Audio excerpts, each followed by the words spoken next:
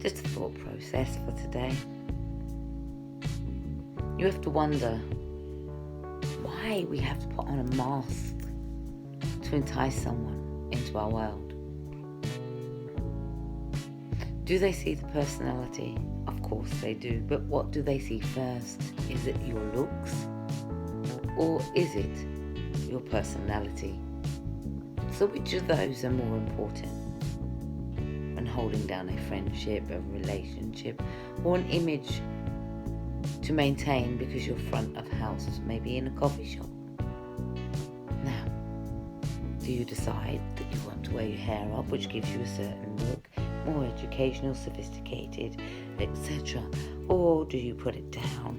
You can put it in, you can make yourself useful in many directions just by changing your hair. Just by adding a little bit of face on you, you could actually change your whole image. But what is it?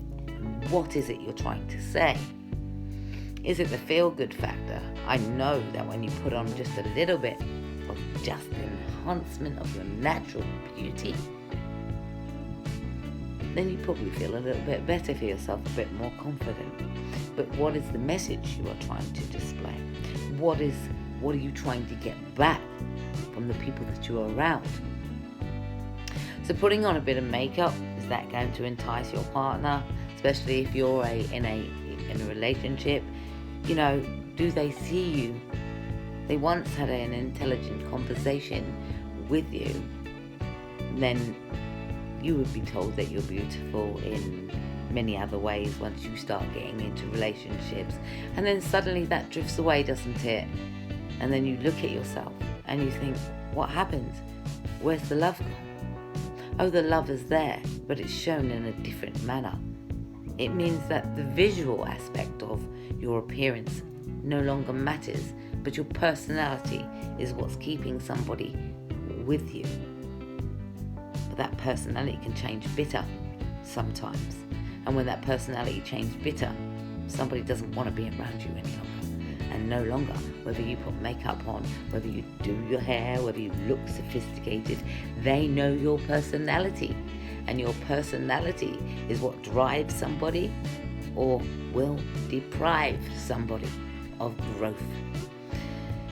Growth. We all have a need to grow, and we should be able to just naturally be ourselves. Shouldn't have to seek approval from anyone but ourselves. Validation comes from within. And growth, can you see your growth? Well, that will depend on the circle around you.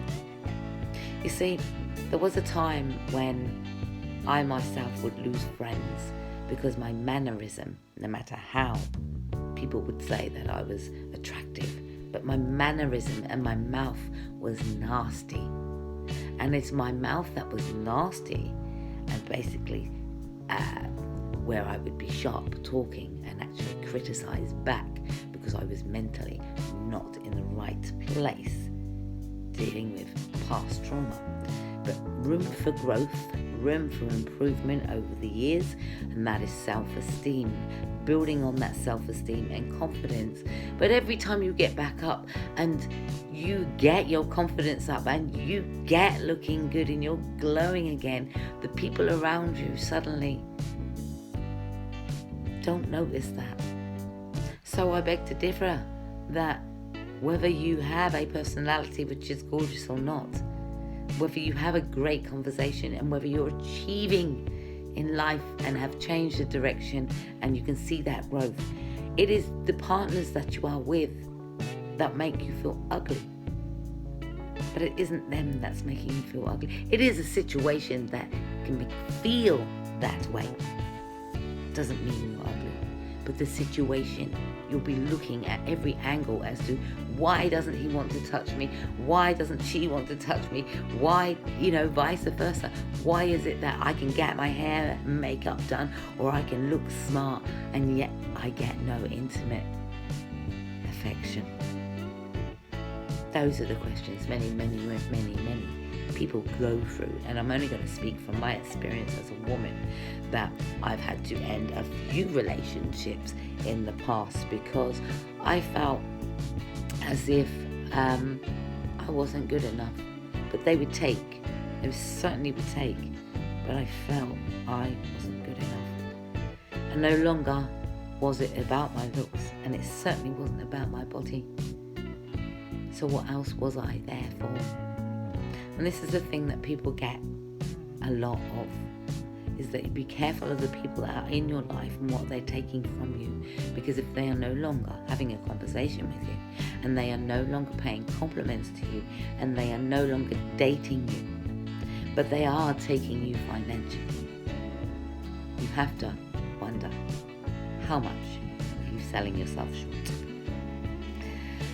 On the next topic, I would like to get a few ladies involved, which we will do, and we're going to be talking about these things, these issues of how crap we may feel when the opposite sex does no longer, or even the same sex nowadays, no longer pays a interest in you. You see, there was a time where men would use your body. They wanted your body.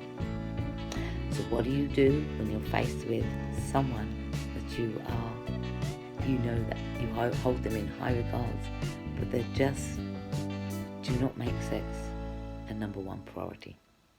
We'll come back with that one. Take care. God bless. Mind over matter.